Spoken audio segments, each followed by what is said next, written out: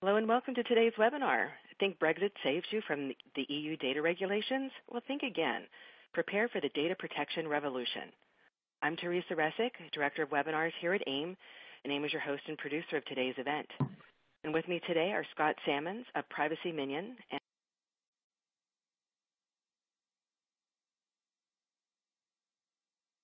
and Dominic Johnston from Crown Records Management. And Crown Records Management is the underwriter of today's webinar, and we thank them for their support. And thank you for taking the time to join us today. And before we get started, I just want to offer you a few pointers for viewing today's webinar. By joining our webinars live, you can customize your own viewing experience, so feel free to open, close, or resize the different windows. And across the bottom of the screen is a list of all of the widgets available to you today. You can download a PDF of the presentation at any time. Just look to the resources list that's to the right of the slide area. And there are a few other very helpful documents over there that are linked in that resources list. So feel free at any time to open those documents, and they'll open in a new browser tab or new window for you. And then after the webinar, you can save them off and read them and enjoy what that information is there. Feel free to ask questions throughout the hour using the Q&A feature, and that's on the left side of your screen. And we will hold these questions until the end, where we should have about 5 or 10 minutes to answer them. But you can also use this feature to comment or ask for technical assistance. This webinar is being recorded, and it will be posted to AIIM.org's Resources Webinars page in just a few days. Right now, I want to introduce our featured speakers today. Pleased to have both these gentlemen with us. Scott Salmons is an experienced information governance practitioner with over 8 years of experience. He's certified in DPA, FOIA, as well as European data protection, information security, and records management. Scott also sits on the Data Protection Practitioner Exam Board and blogs under the name Privacy Minion. We also have with us Dominic Johnston, and he is Head of Information Management Services for Crown Records Management. He is an expert in the information management strategy with over 17 years of experience. Dominic has particular expertise in the areas of information governance, document management, records management, email management, capture, scanning, and imaging. So right now, I'm going to turn things over to Dominic just to begin outlining the agenda and what all he and Scott are going to be covering today. Dom? Thanks, Teresa. Hello, everyone, and thanks for joining us today. Crown Records Management is delighted to sponsor this presentation, and over the next 40 minutes or so, we'll be covering the impact of Brexit and General Data Protection Regulation, GDPR, as you'll hear it referenced to, more detail on what the GDPR says, what you should be looking at your immediate areas of focus, and help with making the business case to deal with it. How information and records management can help you, including first steps such as information audits, where do I stand today, where do I need to go, identifying red flags and immediate concerns, and creating IG frameworks with implementing and creating the plans and strategy to do that. To take us through this, I will now hand over to a true expert on the subject and a really great guy, Scott Salmons. So over to you, Scott. Thanks very much. Thanks, Dom, and thanks, Teresa. 40 minutes talking about the General Data Protection Regulation, my all-time favourite subject. So we'll start with the elephant in the room, which is Brexit. So as you all have probably heard, a couple of months ago, those British citizens that took part in the referendum on our membership of the EU, the majority voted to leave. And the UK government has committed to honouring that referendum result. That Brexit plan is widely predicted to take 2 years once Article 50 is invoked, and at the moment there is an definitive date as to when Brexit will physically actually occur. Now, in May 2018, the General Data Protection Regulation comes into effect, and national member state law for all 28 member states will be rescinded. The longer Brexit is delayed, the more we directly need to comply with the General Data Protection Regulation as a direct piece of legislation. So if Article 50 isn't going to be invoked until sometime next year, which is the current leading position from the government, then you've got at least a year or so whereby the GDPR directly affects the UK. Now, if you're a pan-European or a global organisation that's targeting services at European citizens, because of the change of scope of the GDPR, at the moment it only affects those that have representatives or legal entities within Europe are governed by it. Now, anyone targeting services, including things like behavioural monitoring, marketing monitoring, things like that, if you're processing personal data on European citizens, you are directly responsible for complying with the General Data Protection Regulation. And even if you're an organisation that has no European data, only deals with UK citizens and that's it, if Britain wants to realistically keep a trading relationship with the EU and be seen as a trusted location in terms of data protection, then it's going to need to have a robust data protection legal framework in place that mirrors or is similar to the General Data Protection Regulation. It's highly unlikely, given that we were one of the first countries to give the EU the concept of data protection back in the early 80s, it's highly unlikely that the UK government would abandon the idea of data protection and just not have anything in place at all. So you can expect that things will come in and that a GDPR or a GDPR light will be in force in the UK going forward, regardless of when Brexit occurs. That's the position that the Information Commissioner has taken, and now that we've got the new ICO that has come in, Elizabeth Denham, the guidance that will come out from the Information Commissioner will start to be more targeted and start to look at specific areas. They've already launched a 12-step program of 12 areas for you to look at immediately, and they are things around gathering information, working what it is that you've got, and some of the controls you've already got in place. And some of that will go through shortly. But the key date to be aware of, and the key date to get your champagne out for, is the 24th of May 2018. So, what does the GDPR say then? There are various different parts of it, and the majority of it revolves around or is based on the directive. So if you think of the European Directive and the Data Protection Act 1998 as is, a lot of it is built on that. It takes what the current requirements are and tweaks them to a more modern world. When the Data Protection Directive was originally written, we didn't have things like social media, data centres, Facebook, drones, all that other jazz. Those things didn't exist. So they've tried to make a regulation that is technology neutral, delivery neutral, but captures all the different ways that personal data could be used. When it was first proposed in 2012, it was quite exhaustive and contained quite a few beefed up requirements. Now it's in a more watered down fashion that can be acceptable to all 28 member states. Up first, and the first thing we'll look at is the data protection principles, because they are the starting point for how you process personal data going forward. So the principles as they stood today, so if you think of them as the under the Data Protection Act, principle number 1 to 8 will no longer exist as principle number 1 to 8. Instead, they'll be in Chapter 2, Article 5, labelled A to F, as well as reference in several other areas of the text. But for the simplicity of this purpose, I'm going to call them principles 1 to 7. Things around international data transfer, so you'll notice from your screen, international data transfer as a principle no longer exists, but the requirement to manage your international data transfers is still there. So while it's not called out as a specific principle, it's picked up elsewhere. So for example, principle number 1, it now says that personal data will be processed fairly, lawfully, and in a transparent manner. And the key change there is the transparent manner. There are requirements all throughout the GDPR for providing more information to the data subject on your processing at the point of collection, direct from the data subject, or if you've got your personal data from third parties and you're in a data sharing arrangement, you provide it to them as soon as possible afterwards. And at the moment, the GDPR doesn't give any further detail than that.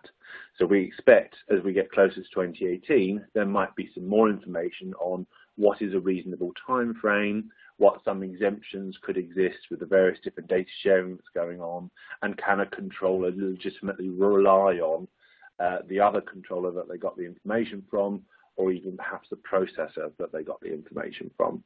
What sort of reliance can happen there? But the principle of providing more information to the data subject at the point of collection is getting beefed up.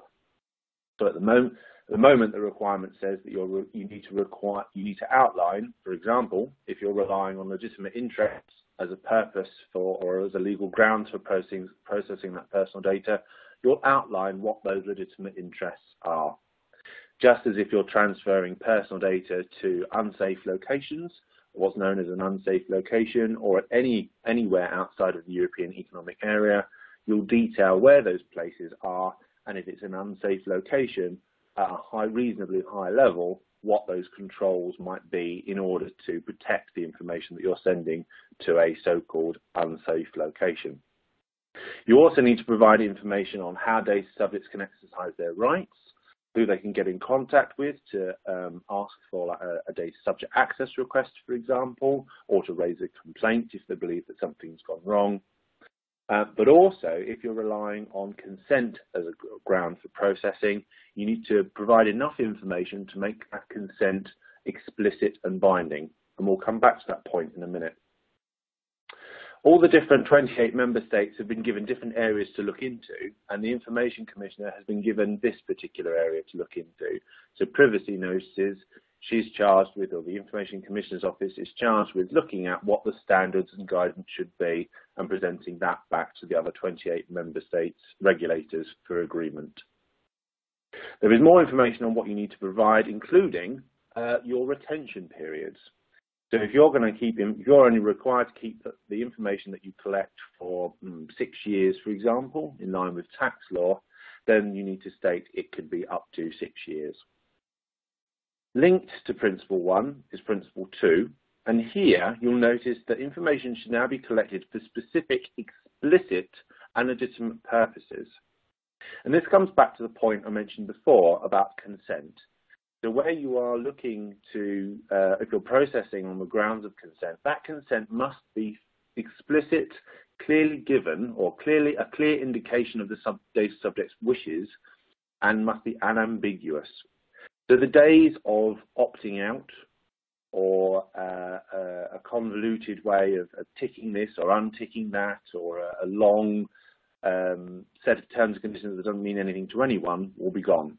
You have to show that if you're processing personal data on the grounds of consent, that you explicitly show that you have a consent that relates back to your processing. And the same for any other purposes. Linked to the principle above, you need to ensure that the purpose for your processing is clear, and that you're clear with what the legal grounds are for why you're processing that personal data. And as we get closer to 2018, we may see some more information as to what is a suitably high-level category, for example. So, for example, where you detail where you're sharing personal data with a third party, you can categorize them and put them into different categories. We'll expect that as we get closer to 2018, we'll see some standards as to what is that high-level category. What does it look like? Can we say, for example, credit reference agencies is a suitably high-level category, or does it need to be more specific? Or even, can it go higher?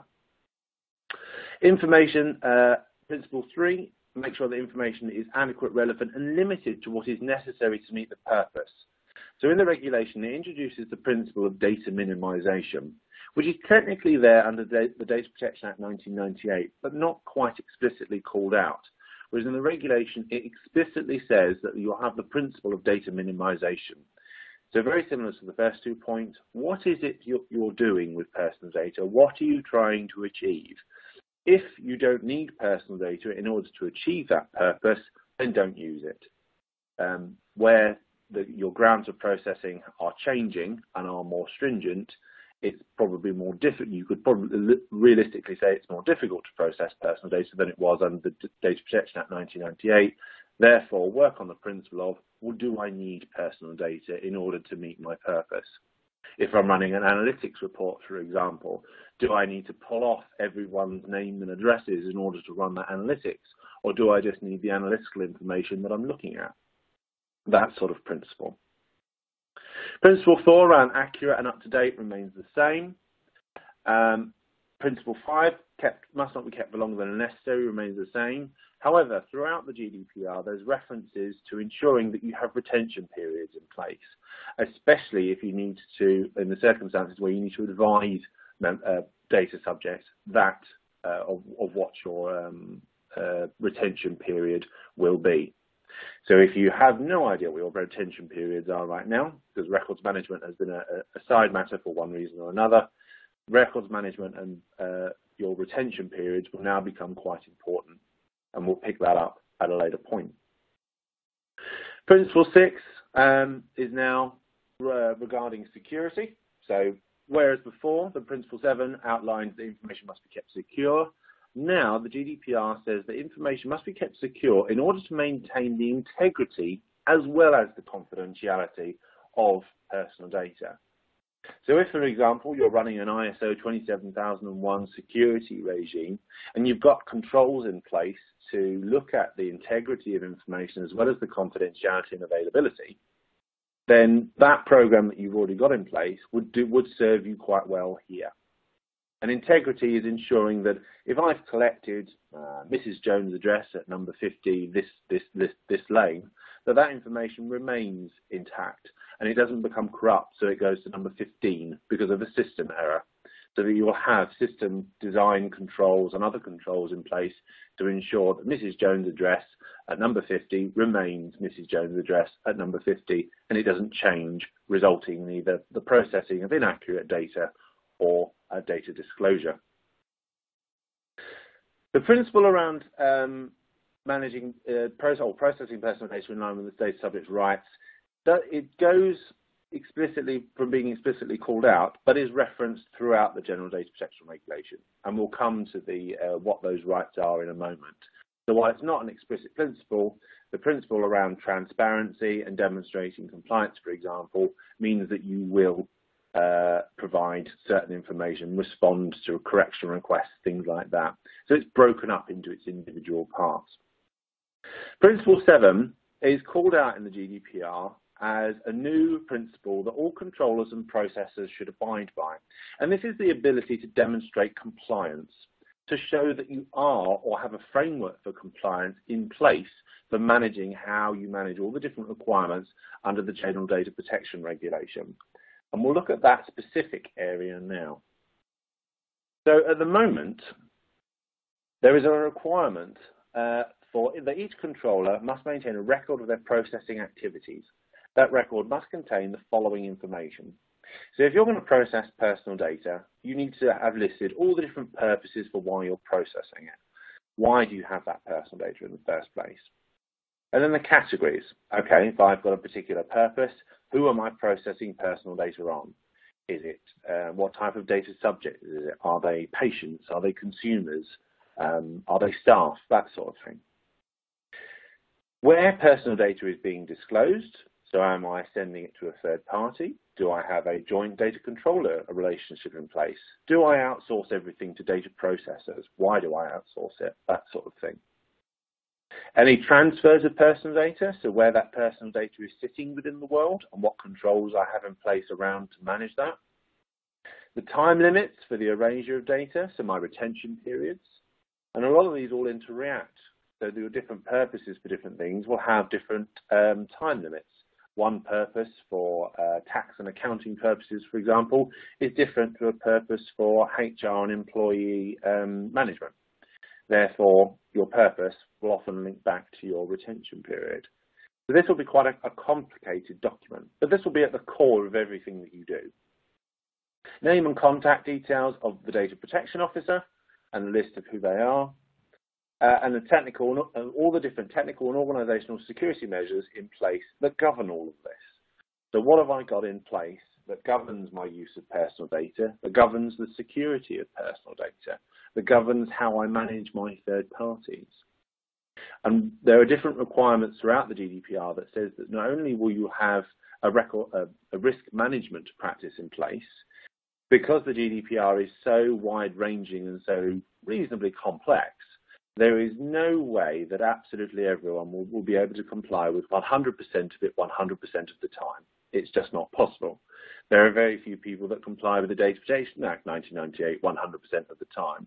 Therefore, you have a risk management program in place to work out where your areas of concern are, what your immediate areas of threat might be, and what are your long-term things that you're working towards.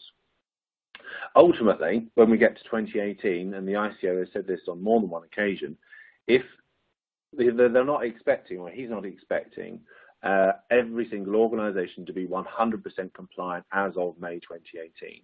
But if you have a program in place, and if you're in a reasonably well down the line with your compliance program, and you have this requirement in place and ready to go, then you're in a pretty good place.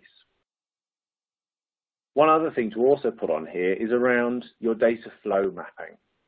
So one area that we're going to look at a bit later on some of the first things you do to try and assist with some of this is looking at your information audits, your data flow maps. Where's stuff coming from? Where is it going to? Where does it sit? That essentially will be the heart of this particular document. And this particular set of records or your compliance framework, whatever it wants to look like, and that will depend on how your organisation looks and works, that will be the core of your entire compliance program. So the GDPR requirements can be broken up into typical things that we're used to already. So you've probably heard it by various different guises about a data inventory. And that inventory is essentially everything that we've been talking about before. What personal data do I have? Where do I get it from? Why do I get it from there? Why do I have it? How long do I need to store it? What controls in place do I have around it? That's almost the starting point of all this. Because once you know that, you know what type of personal data you've got, you know where you're getting it from, you know that it goes to some country, Lord knows where, that doesn't have a particularly great data protection track record, you know, or you can see then relatively easily what your areas of risk might be. There are all then the traditional things around governance and policy. So GDPR says that you'll have policies and procedures in place to manage some of this, and that they're notified to staff. So you'll have a training and awareness program so that staff know what it is they need to be doing and when they need to be doing it. Same for things like your data protection officer. You know, it needs to ensure that the data protection officer, if it's determined that you require one under the GDPR, that they are in a suitable position, they're not subject to adverse influence, they can do their job with adequate resources, and that all the different requirements of the DPO, the reporting, monitoring, advice and guidance, things like that, are all things that they can do and do well, or do reasonably well. So you need to have a governance framework in place for ensuring that that role is in place, that everything interacts, and that you can monitor all of this so that your data inventory and that record of your compliance initiatives, etc., are all in place and are working, or you're working towards your ideal risk acceptance area.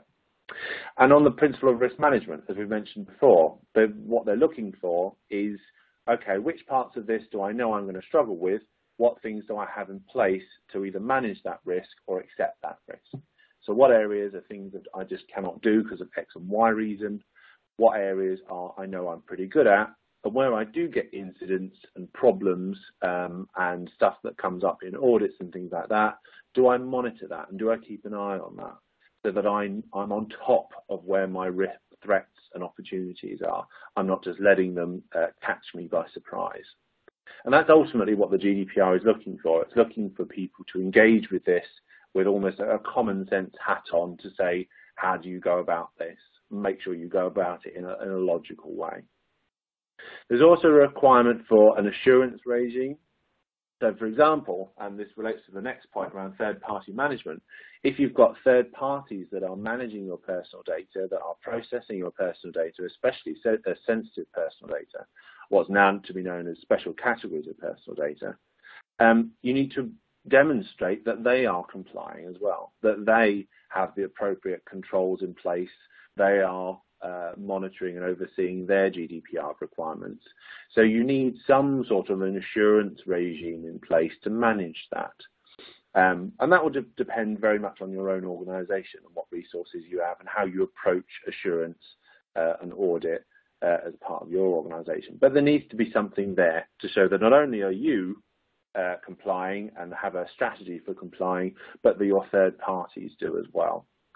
And again, the normal traditional things around third party management are all there, making sure you have an appropriate contract in place, that you know whether you're a controller or a processor, a joint controller, a data sharing arrangement, etc., etc. All those traditional things are still there.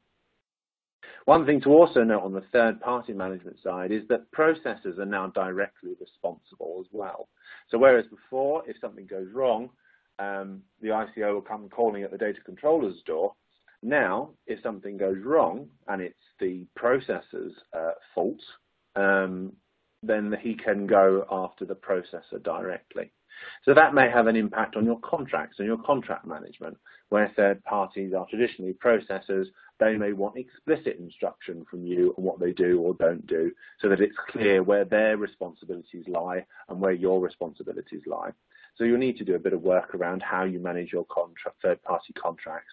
And some of these things, if your third parties only go near light levels of personal data, won't be required. But if your third party goes near your sensitive personal data, then you'll probably want a more belt and braces approach.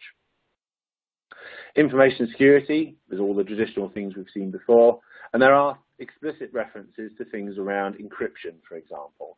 So if you're processing sensitive personal data, what's now known as special categories, so all the traditional things to do with health, accusations of criminal offences, trade union membership, that sort of thing, that you'll make sure that you have effective information security controls, including encryption.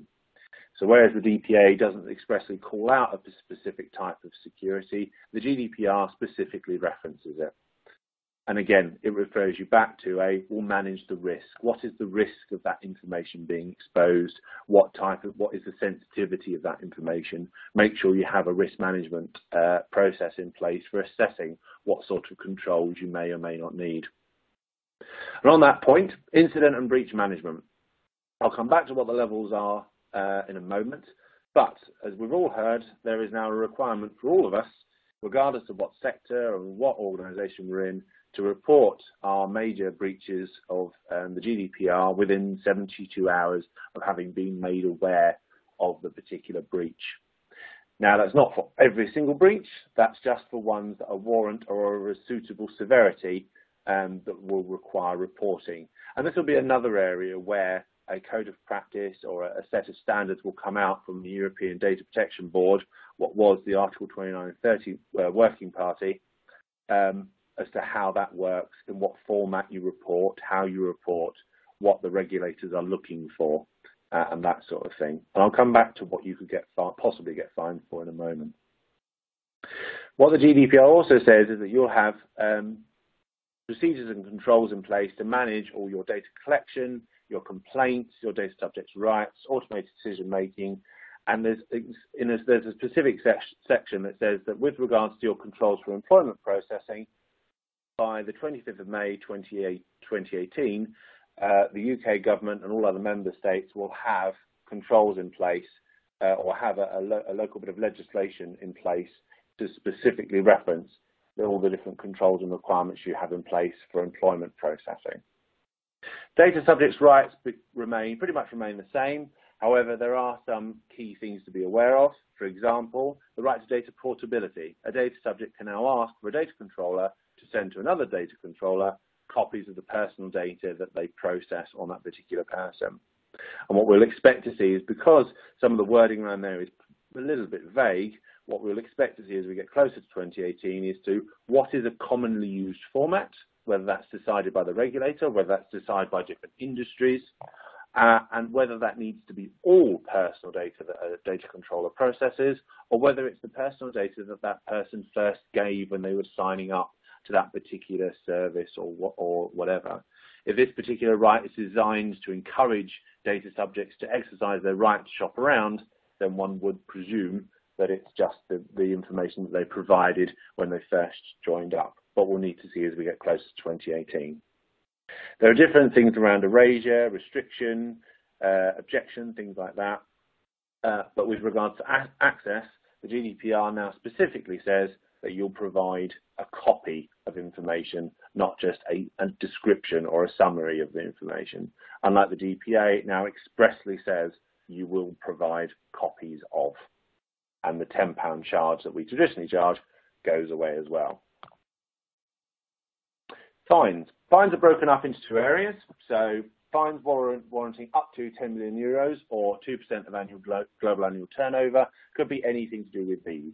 So if you don't have adequate processes in place for processing data on a child, or you've not implemented the requirements around data protection by design, so you've designed a system, it doesn't take data protection into account, and something goes wrong, or you get complaints, that sort of thing, that in of itself could be worthy of a fine. If you don't manage your processes and joint controllers, if you don't notify of breaches in the appropriate time, that could be worthy of one as well. And where there is a provision for certifications under the regulation, if you don't comply with them, you've gone for one, you've been certified for one, and then you breach it, that could be worthy of a fine of up to €10 million as well. For the more serious stuff, this is for the more serious breaches of the core parts of the GDPR. So breaches of the basic principles, not complying with rights, inappropriate transfers. If there are some member state law that comes in to support the GDPR, so for example, the HR example, breaches of that sort of thing, non-compliance with an order from a supervisory authority, although I think it's highly unlikely any of us would probably do that. But any breaches of the core parts of the GDPR, the core fundamentals of data protection, could warrant you a fine of up to €20 million. So it's worth being aware of what it is you're processing and why you're processing it and where it's going. So good information and records management could very much save your skin. And as we've said all the way along, know what it is you've got and where it's going and why you're processing it. And especially the requirements about data protection by design. If you get yourself in a good position, you have a great data inventory, and it slips because all these different projects are going on and data protection isn't taken into account, you could quickly find that you're back several stages and you're not quite as secure as where you are. So implementing things around data protection by design for your new projects and new systems will help you sustain some of this as well. Records management and your retention periods will also be key as well. Understanding why it is what you've got and why it is you're processing it will be key to determining whether or not you've got a problem with your processing as a legal basis, or whether you're fine but you just need to tweak some bits. Ultimately, you need to know and focus on almost immediately what you have, why you have it, where it is, because then that can often reveal some interesting questions. What form it's in, whether it's electronic or paper, the paper stuff, where's that? Where you're sending it to, and that often can reveal some interesting things that you may or may not be aware of. And ultimately, how long you need to keep it. That will then give you a really good, and we'll talk about that in a moment, idea of whether this is going to be a big bit of work for you or whether this is going to be actually, I just need to tweak this, tweak that, revise that, provide some new training on that sort of thing. And on that specific point, I'll let Don tell you about how you can possibly achieve this. Superb, Scott. Thanks very much indeed. That's excellent presentation so far, and covered it in some really great detail. So Crown Records Management, and specifically Crown Information Management Services, we have some services available to support you in this. An information audit specifically about GDPR, creating data maps and all the areas that you've just seen that Scott has talked about, and following on from that, information governance as a service, where we will help you as an organisation implement the systems moving forward. I just want to talk through the information audit. Most organisations and information managers know that they've got a problem. They'll be lurking somewhere in your organisation, but few really know on the detail of where, why, what, when, and when, as Scott just described, and what their liabilities are, what areas that could be, and where they could get the most significant benefits in risk, efficiency, performance, and cost. So to start with, we understand what information you have and what you need. So we'll go through the information life cycle.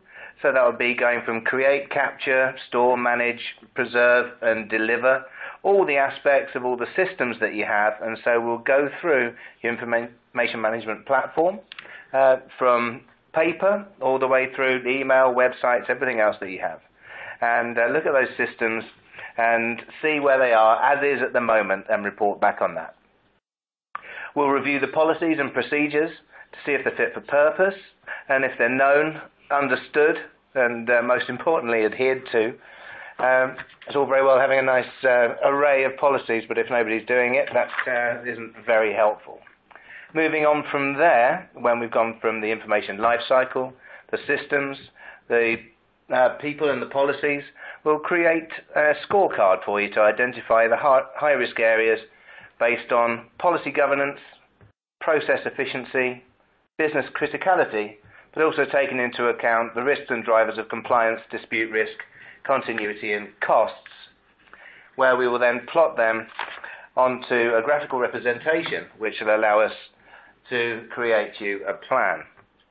So the remediation program will allow you to look at the strategic, tactical and quick wins so that we can work with you and help to deliver a program, identify where the major areas are, and take you over the next months and possibly years of implementing a system to make sure that you're bulletproof with regards to GDPR, but most importantly that your organization is running at the highest performance, making the best use of the data that you have. Our extra information that you can find is in front of you there, and also we've uploaded a lot of resources for you, which you can see on the right-hand side of your screen. So please download those. We've got some extended versions of those as well that you can ask us for, and obviously give me a call whenever you like. Handing over now back to Teresa, and we'll now look at the questions that we've got from you and see if we can answer those. Back to you, Teresa. Thank you. Thank you.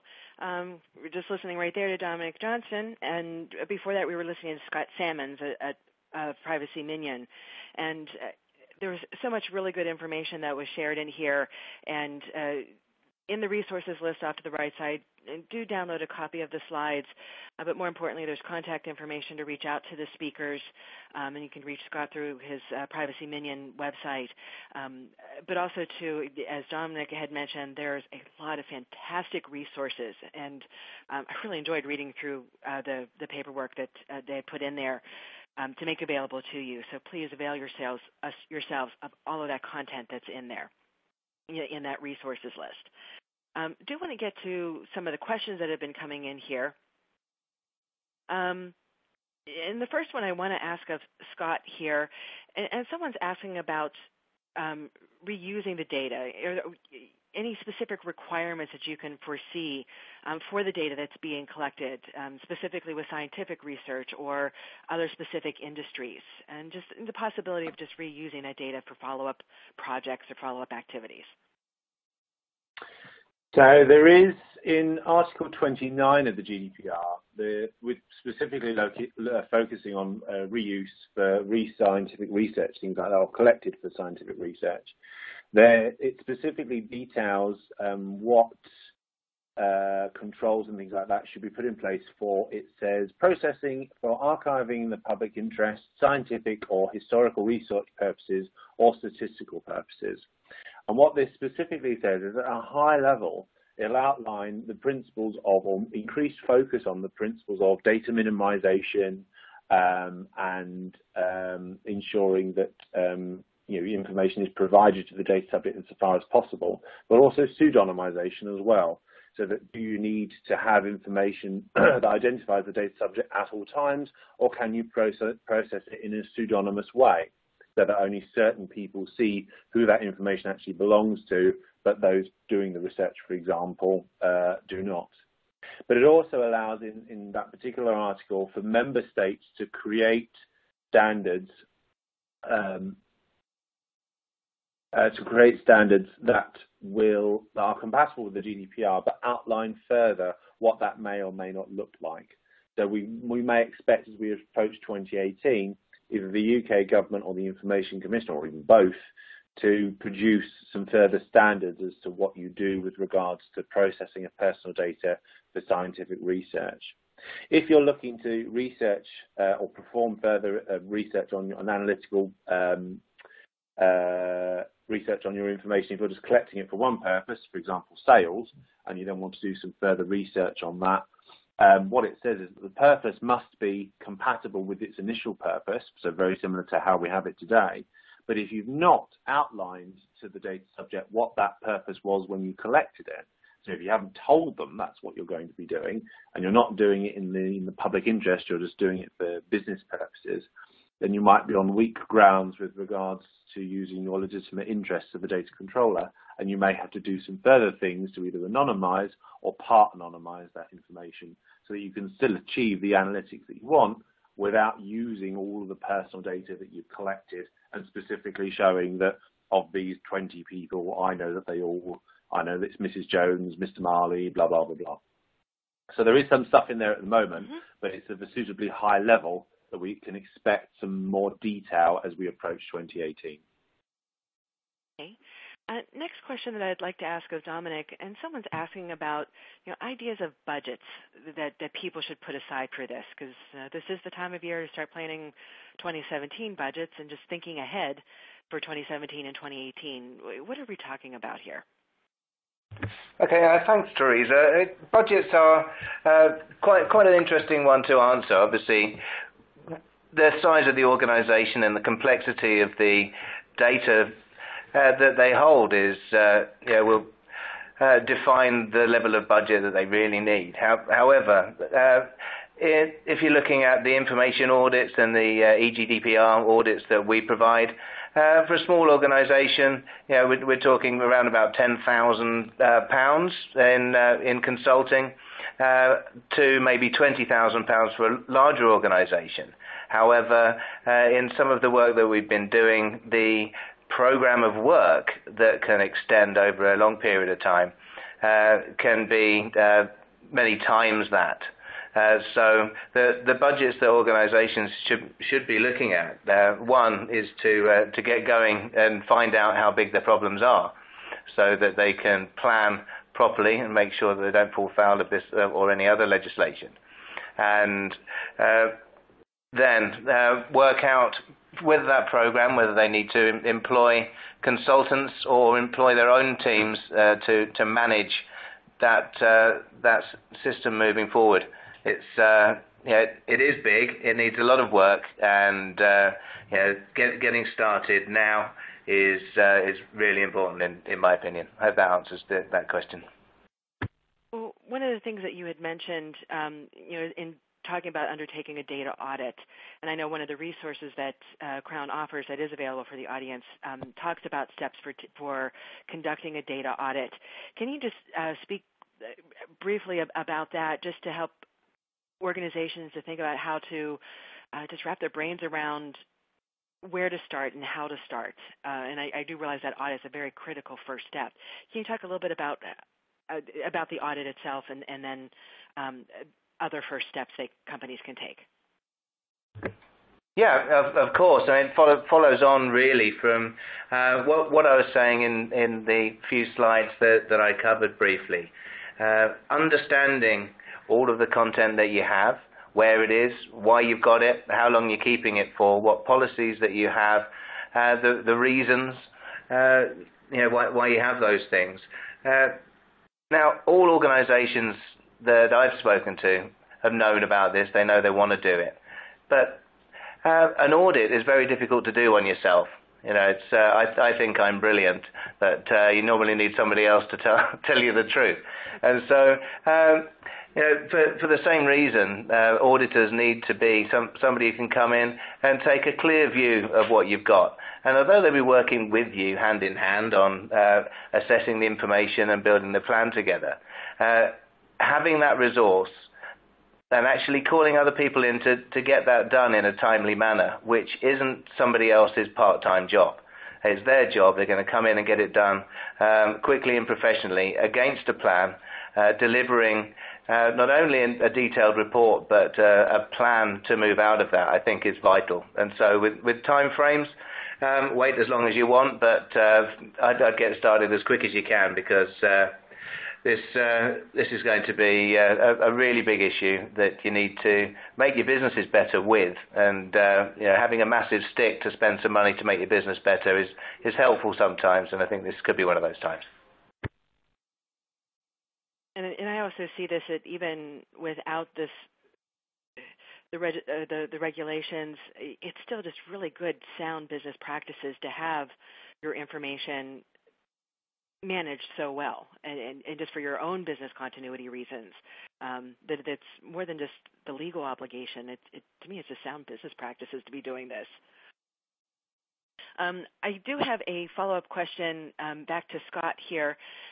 Someone was asking from your previous comments that you had made, would information be given a rationale for qualifying its use? And I'm not sure if I'm stating this correctly.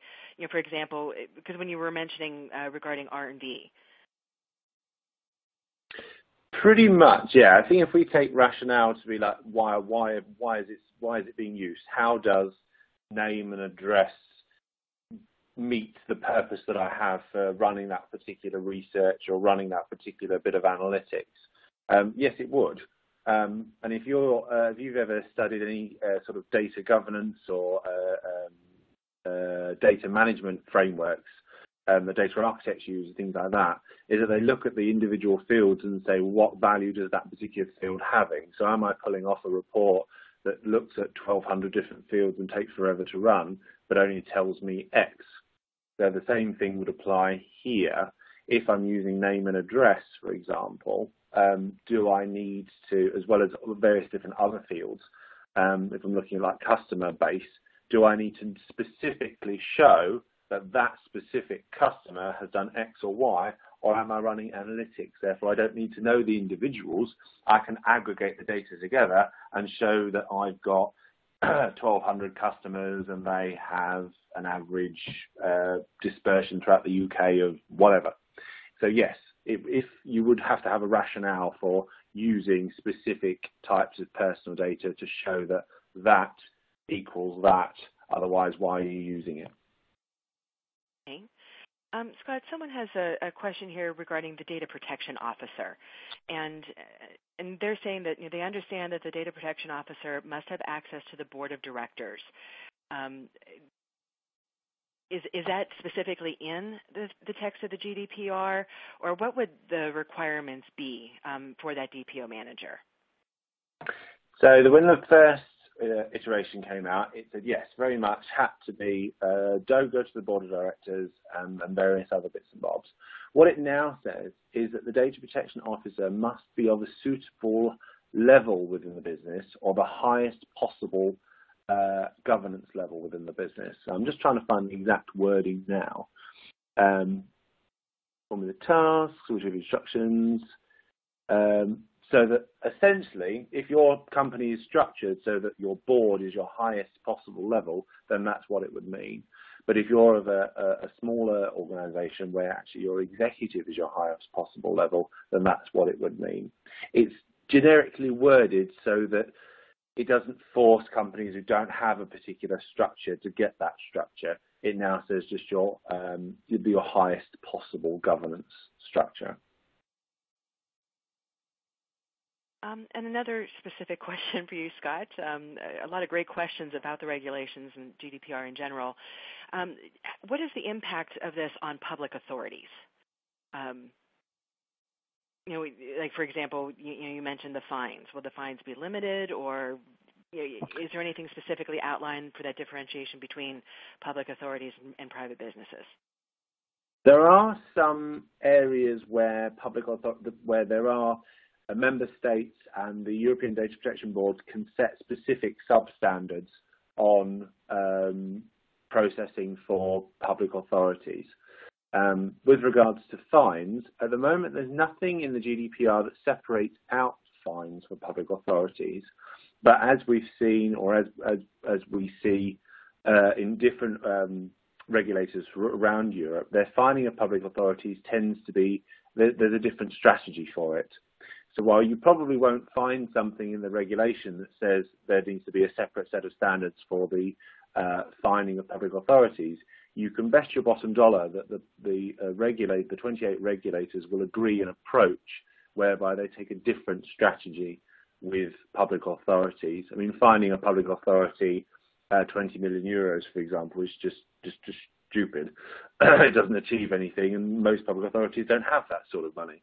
So we can expect that they'll produce a subset of standards for that, but you won't find it anywhere explicitly in the GDPR. Okay, thank you. Let me give you a break and ask Dom a next question here. Just wanted to talk with you a little bit, have you share a little bit more about further guidance and next steps that people can take. Okay, thank you. And wanted to share some more of that. Great, thanks. And thanks for taking all the heat so far, Scott. So, I mean, there's a lot of websites about there with some great content on mainly information governance websites. Obviously, at the Information Commissioner's Office, they've got some great detail on there that you can use for reference. We have a number of white papers ourselves. We've got some very clever people who work for us. And there's some really great guidance there, and we've been putting that up there for the past year and a half at least. Obviously, you can come and talk to us. We've got consultants that will come and speak to you for free and probably make you try and buy stuff, but that's what we're here for as well. And I would stay away from some of the websites that are offering click-throughs to tell you what to do for GDPR, especially if they're for money. I doubt very much whether you can click on anything that's going to give you anything other than a list of things to do that you already knew. So I wouldn't waste your time on that. But otherwise, speak to us, or there's some great resources out there, and obviously the stuff that we've got today. And the likes of Privacy Minion on Twitter are worth following because it's not only sometimes funny, but really insightful. Thanks. Yes. And just another resource I just want to let people know that's out there. AIIM offers a variety of training specifically on records management, electronic records management, and information governance. I've taken some of that training myself. We offer it in person. We offer it online. So there's a variety of different ways we can come into your organization and provide some custom training for you. We have several trainers that travel the world doing this. So consider this as well. So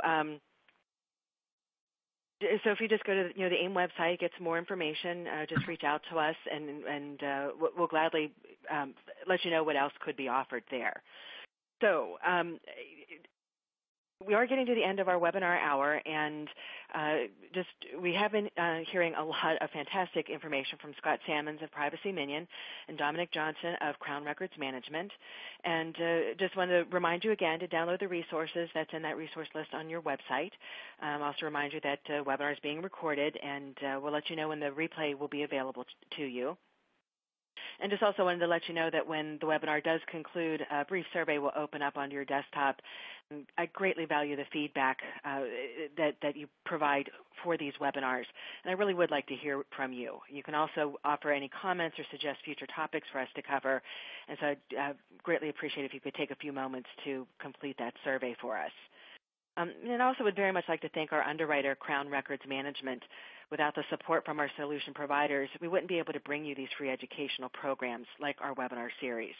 So thank you very much, Crown, for your support and underwriting of our program. And just as our webinar is coming to a close here, I do want to ask each of our speakers for a closing thought or a key takeaway. And Scott, I want to make sure you're back on the line here. If you can, Scott Sammons, if you can start with your closing thoughts today. For me, this is definitely, the key to all of this is risk and records. So knowing what records you've got, why you've got them, when you've got them, and then what is the risk of them? What risks do they pose? Do they pose any risks at all? That will then give you a good steer as to whether or not this is going to be a major headache for you or just a tweaking exercise, and that's it. So risk and records, the way forward. Thank you, Scott. Dominic Johnson of Crown, your closing thoughts today. I just want to thank AIIM as well as Scott. And the final thought in Jerry Springer style, I suppose I should end with look after your data and each other's. Good night. Thank you all. Thank you, everyone, for your time today. From AIIM, this is Teresa Resick, and we will see you next time. So have a really good afternoon.